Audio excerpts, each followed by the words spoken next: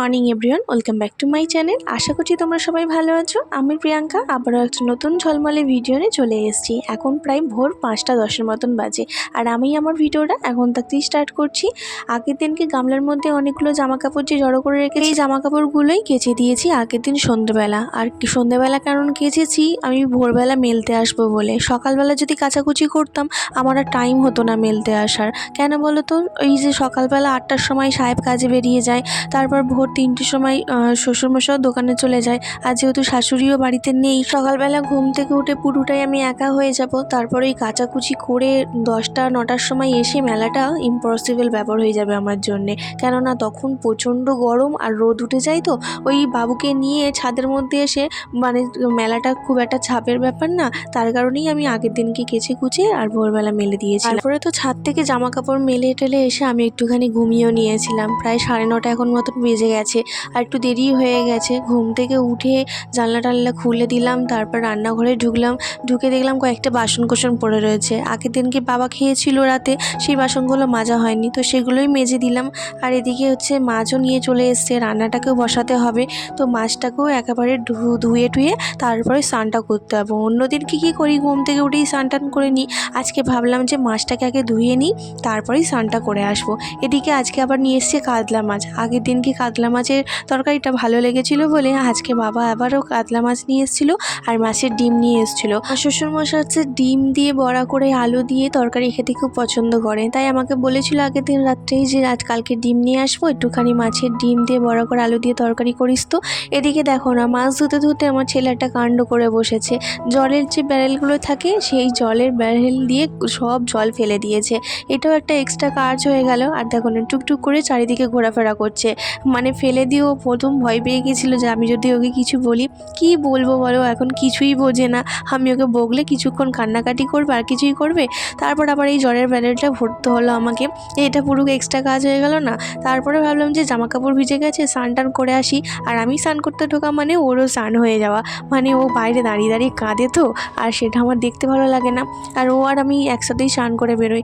তারপর স্নান টান করে এসে এদিকে ভাতটা বসিয়ে দিচ্ছি।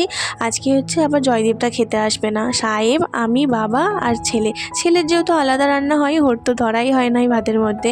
ওই বাবা, আমি আর সাহেব তিনজনে মিলেই খাওয়া দাওয়া করবো। তারপরে আর কি একটুখানি দেখলাম যে আগের দিনে যে মাছটা করেছিলাম সেটা তো শেয়ার করেছিলাম, তাই ভাবলাম মাছের ঝোলটা তোমাদের সাথে কি আর শেয়ার করব। তো মাছের ঝোল এখানে রান্না হয়ে গেছে। আর এদিকে কাটাকুটি করে নিচ্ছি। ডিমের বড়াটা যে করব, সেই আলুগুলোই কাটাকুটি এখানে করছি। অনেকে আবার কি করে, সবজি টবজি একসাথে কেটে নিয়ে তারপর ভাত রান্না বসায়। আর আমি ওদিকে ভাতটা বসিয়ে দিয়ে এসেছি, মাছের ঝোলটাও হয়ে গেছে, আর এইগুলো কাটাকুটি করে নিয়েছি। কারণ একসাথে কাটাকুটি করলে ভালো তো হয়, কিন্তু এই কাজগুলো যদি আমি ফেলে রাখতাম তাহলে আমার টাইমের অভাবে হতো না। তো এইদিকে দেখো ভাতটাও হয়ে গেছে অলরেডি। ভাতটা উপর দিয়ে দিচ্ছি, আর আমি না নোড়াটাকে এরকমভাবে গামলার মধ্যে ঢুকিয়ে দিই, তাহলে টাইট থাকে, ভাতগুলো পড়ে না। এটাও কিন্তু একটা ভালো টিপস, তোমরা ফলো করতে পারো। তো সাহেব বলেছিল যে একটুখানি ডাল করতে, ও আসলে ডাল ছাড়া না ভাত খেতে পারে না, তাই ওর জন্য একটু অল্প করে এই সসপ্যানেই ডাল বসিয়ে দিচ্ছি। এটা এক সাইডে বসিয়ে দিচ্ছি। আর ওইদিকে হচ্ছে ডিমটা যে এনেছিল, ডিমটার মধ্যে কাঁচা লঙ্কা, পেঁয়াজ, তারপর একটুখানি হলুদ, নুন, এগুলোকে দিয়ে ভালো করে মাখিয়ে নিচ্ছি বড়া করব বলে। আর কড়ার মধ্যে তেল বসিয়ে দিয়েছিলাম, সেটা গরম হয়ে গেছে। এবার একটা একটা করে ছেড়ে দিচ্ছি। ফার্স্টে তো প্রচণ্ড ফাটছিল, জানো তো, আমি ভয় পাচ্ছিলাম যে এত জোরে জোরে ফাটছে কেন। তারপর মাকে ফোন করে জিজ্ঞাসা করলাম, মা বলে এরকম নাকি ডিম ফাটে। এই 12টা 15 বাজে, এই সবে একটুখানি চুলটা আঁচড়ানোর টাইম পেলাম। এতক্ষণ এক নিঃশ্বাসে কাজ করছিলাম, বাপরে বাপ। এখন একটু ছেলেকে খাওয়াবো, আর খাইয়ে টাইয়ে ওই ওকে ডিমটা ভাজতে দিয়ে এসেছি। ভাজতে ভাজতে ছেলেকে খাওয়ানো হয়ে যাবে। তারপরে ডিম আলু দিয়ে তরকারি মতন করবো একটু, আর ভাজা অল্প করে রাখবো। সাহেব ভাজা দিয়ে খাবে বলেছে, আর আমার শ্বশুরমশাই মানে বাবা বলেছে যে হচ্ছে মাছ মানে ওই ডিমটা দিয়ে আর একটু রসা রসা করে আলুর তরকারি করতে। তো দুজনের কথাটাই রাখবো। ছেলে সাহেবের জন্য একটু ডালটা দিয়েছি করতে, ওদিকে ডালটাও হচ্ছে, এদিকে ভাজা ডিম ভাজাটাও হয়ে যাক, তারপরে ওই তরকারিটা বসাবো। আমার না ডিম ভাজতে গিয়ে ফার্স্টে ভয় লাগছিলো, বাপরে বাপ যা ফাটাফাটি করছিল। চলো এখন ছেলেকে খাইয়ে নিই। এদিকে এসে এক ফাঁকে বিছানাটাকেও গুছিয়ে নিয়েছিলাম, দুঘরে বিছানায় গুছিয়ে নিয়েছিলাম। আর তোমার সাথে সেটা শেয়ার করা হয়নি, কারণ একটুখানি মানে রেস্ট পেলেই এই কাজগুলো করে নিয়েছি। একটু হাই বল,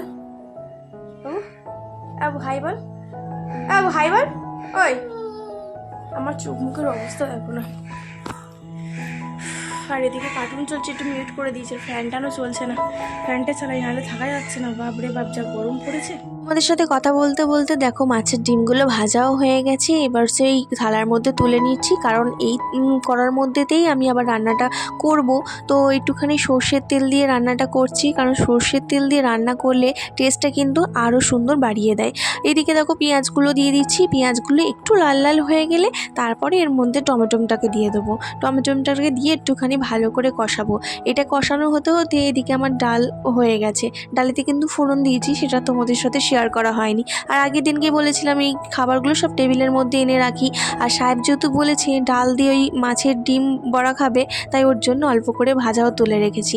তারপরে এদিকে এসে আলু দিয়ে দিলাম, আর একটুখানি হলুদ দিয়ে দিলাম, নুন দিয়ে দিলাম, আর লঙ্কার গুঁড়ো দিয়েছি। যা সব মশলা দিয়ে রান্না করে সেগুলোই দিয়েছি। আর এদিকে হচ্ছে ছেলেরও প্রেশার কুকারের খাবারটা হয়ে গেছে, ওই খিচুড়ি টাইপের একটা বানিয়েছি। এর তো মশলা ফসলা দেওয়া হয় না, জাস্ট ওই সেদ্ধই করা হয়। আর এর মধ্যে শুধু একটুখানি বাটার দেবো। বাটারটা আমি বেশি করেই দিই, কারণ হচ্ছে কোনো মশলা ছাড়া কেমন খেতে লাগবে, বাচ্চা খাক আর যাই খাক না কেন, তাই বাটারটা একটু বেশি করে দিলে টেস্টটা বাড়িয়ে দেয়। তারপর তো কড়ার মধ্যে জল ঢেলে দিয়েছিলাম দেখলেই। তারপর একটুখানি ঝোলটা ফুটে যাওয়ার পরে কিন্তু ডিমগুলো তুলে দিয়েছি। আর ডিমগুলো তুলে দেওয়ার পরে দিকে ফুটতে থাকা করার মধ্যে আর কয়েকটা বেসিনে বাসন পড়েছিল, সেগুলোকে একটুখানি মেজে নিচ্ছি। কারণ আমি তোমাদেরকে বলেইছিলাম যে আমার খুব একটা বেশি বাসন কোসন যদি একসাথে মানে বেসিনে থাকে, সেগুলো আমার মাজতে প্রচণ্ড বিরক্ত লাগে। তাই অল্প অল্প করে বাসন পড়লে আমি সেগুলো মেজে নেওয়ার চেষ্টা করি। আর আমি না যখনই প্রেশার কুকার হচ্ছে মাজি, তখনই এরকম দু সাইডে ফু দিয়ে দেখি যে হাওয়াটা পাস হচ্ছে কিনা, নাহলে আবার যখন প্রেশার কুকারে কিছু বসাবো তখন সিটিই পড়বে না। আর এদিকে দেখো না আমার ছেলে আমাকে দেখে এখন কপি করতে সব কিছুই শিখে গেছে। আমি প্রেশার কুকারে দিচ্ছি বলে ও সেটাকে ট্রাই করছে। আর এদিকে হচ্ছে এই যে মাছের ডিমের বড়া তরকারিটা হয়েও গেছে। আর এদিকে একটুখানি গ্যাসটাকে ভালো করে মুছে নিচ্ছি, নিচেগুলো ভালো করে মুছে নিচ্ছি। আজকে সার্ফ দিয়ে মুছছি, কারণ হচ্ছে যখন ওই ডিমের বড়াটা ভাজছিলাম তখন বললাম না ফাটছিল, তো চারিদিকে ছিটিয়ে পড়েছে, তার জন্যে একটুখানি সার্ফ দিয়ে ভালো করে মুছছি। আর অনেক দিন মোছাও হয়নি, যে ওই শাশুড়ি মা যখন রান্না বান্না করে উনি তো মোছেন, আর আমি যেহেতু ছিলাম না তারপরে এরকমভাবে তো মোছা হয়নি। তো এদিকে দেখো গ্যাস ওভেনের যে ওভেনগুলো যে থাকে, এগুলো কি বলে ঠিক আমি জানি না, তাই না বলতে পারলাম না। তো সেগুলো হচ্ছে আমি লাগিয়ে দিলাম। আর এদিকে বড় হাঁড়িটা বার করা হয়েছিল, সেটাও ঢুকিয়ে দিলাম। আর এই মশলাদানিটা মিশো থেকে নেওয়া হয়েছিল। 3বার করে মোছার পরে ফাইনালি এখন ক্লিন হয়েছি। এবার যে বাসন রাখার একটা বের করেছিলাম, সেটা নিজের জায়গার মতন রেখে রান্নাঘরের কাজ কমপ্লিট করলাম। এবার দেখিয়ে দিই, এই দুপুরে লাঞ্চে ভাত হয়েছে, মাছের ডিমের বড়া হয়েছে, ডাল হয়েছে, মাছের ডিম দিয়ে আলু দিয়ে তরকারি হয়েছে, আর এদিকে হচ্ছে ওই কাতলা মাছের ঝাল হয়েছে। এই যে সব কাজ কমপ্লিট করে একটুখানি ফ্রেশ হলাম। আমাদের দুপুরে লাঞ্চ করা হয়ে গেছে। এবার ছেলেকে খাইয়ে একটুখানি ঘুমাবো। ও ভাত খাওয়ার হয়ে গেছে 1:30, আর এখন প্রায় বাজে 2:45 মতন। এখন ওকে একটুখানি দুধ খাওয়াবো, দুধ খাইয়ে আর ঘুম পাড়াবো।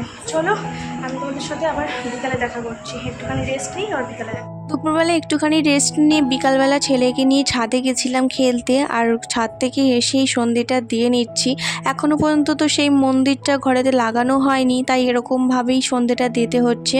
সকালবেলা গামলা করে তো মেলে দিয়ে এসেছিলাম, দেখলেই ছাদের মধ্যে কত জামা কাপড়, সেগুলো দুপুরবেলা সব তুলে নিয়ে এসেছিলাম, আর একটাও ভাঁজ করা হয়নি। আর এখন এই ভাঁজগুলো করে নিচ্ছি। আর ওই সাইডে টিভি চলছে বলে বারবার ধরে দেখছি, আর দিকে ভাঁজ করছি। ওই ঘরে তো ভাঁজ করলাম না, কারণ ওখানে হচ্ছে ছেলে আছে, আমি একটা একটা করে ভাঁজ করবো, আর দুষ্টুমির চলেতে সব কটা ঘেটে দেবে, তাই এই ঘরে এনে টান টান করে ভাঁজটা করে নিচ্ছি। আর শাশুড়ি মা না থাকলে সন্ধ্যেবেলার চায়ের ঝামেলাটাও থাকে না, কারণ আমি খুব একটা বেশি চা খাই না, ওই সচরাচর যদি ইচ্ছা করে তবেই খাই, নালে খায় না। আর এদিকে ছেলে সুজিটা করলেই সন্ধ্যেবেলার ব্যাস, রান্নাঘরে আর ঢুকতেই হবে না, সেই একেবারে রাতে ঢুকবো। আর টিফিন বলতে সাহেব কখনো মোগলাই নিয়ে আসে, কখনো মোমো নিয়ে আসে, কখনো আবার বেগুনি দিয়ে মুড়ি দিয়ে খায়। তো এইভাবেই সন্ধ্যের টিফিনটা কাটে আমার। তো চলো আজকে ভিডিওটা এখানেই শেষ করে দিচ্ছি। যদি কিছু ভালো লেগে থাকে ডু লাইক শেয়ার সাবস্ক্রাইব করতে ভুলো না। নেক্সট ভিডিওতে খুব তাড়াতাড়ি দেখা হচ্ছে। কেমন লাগলো কমেন্ট করে জানিও।